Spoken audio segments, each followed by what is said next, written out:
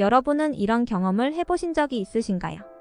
어느덧 20년 가까이 지났지만 지금도 트라우마를 겪고 있다는 한 남성의 실제 있었던 이야기입니다.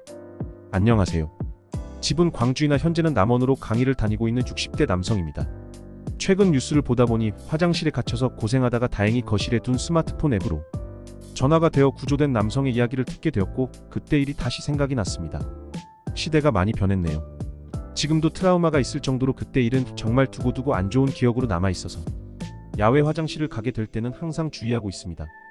날도 무척이나 더운 한여름이었고 어두운 화장실의 냄새 또한 강렬하여서 더 힘들었던 것 같습니다. 그때는 광주에서 아이들 강의를 오전반과 오후반을 하고 있었는데 그날은 오후반을 마치고 시간적 여유가 있어서 바람도 쐬고 구경도 할 겸 구례와 석곡 화순을 지나 다시 광주로 오던 길이었습니다. 문제는 화순 어느 마을을 지날 때 일어났습니다.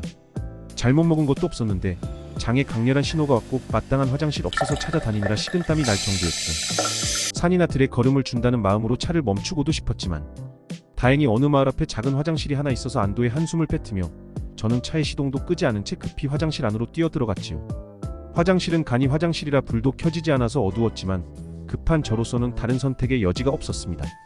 하지만 중요한 한 가지를 간과하고 무시한 것은 제게 엄청난 시련을 가져다 주었습니다. 바로 화장실 안쪽에 문 손잡이가 없었던 것입니다. 열면 열릴 것이라 생각했지만 그것은 제 착각이었고 닫힌 문은 꼼짝도 하지 않았습니다. 여러분은 어두운 공간 속에 갇혀 언제 나갈 수 있을지 알 수 없는 상황에 직면해 본 적이 있으신가요? 경험해보지 않은 사람은 그 심정을 모두 이해하기는 어려울 것입니다. 어두운 공간과 여름이라 화장실의 냄새는 코를 찔렀고 그곳에 갇혀있다는 여러가지 복합적인 상황은 저를 완전히 패닉 상태에 빠지게 만들고 말았지요. 외진 시골이라 지나가는 사람도 많지 않았고 지금처럼 핸드폰이 있던 것도 아니었죠. 저는 온 힘을 다해 화장실 문을 향해 몸을 부딪혔고 발로 차보기도 하고 두드려도 보았지만 문은 꼼짝도 하지 않았습니다. 그렇다고 포기할 순 없었지요. 공포와 불안감은 계속 더 커져가고 있었으니까요. 그렇게 30분 정도가 지났을까. 온 힘을 다해 문을 향해 돌진한 결과 다행히 문은 열렸지만 제 몸은 만신창이가 되어 있었습니다. 정신적으로나 육체적으로나 모든 게 엉망이었죠. 집에 돌아와서 씻고 살펴보니 여기저기 온몸이 멍들어 있었고 정식적으로는 완전히 피폐해져 있었습니다. 그날은 아무것도 하지 못하고 넋이 나간 사람처럼 집에 누워만 있었습니다. 그리고 그 기억은 오랫동안 제게 트라우마로 남게 되었죠.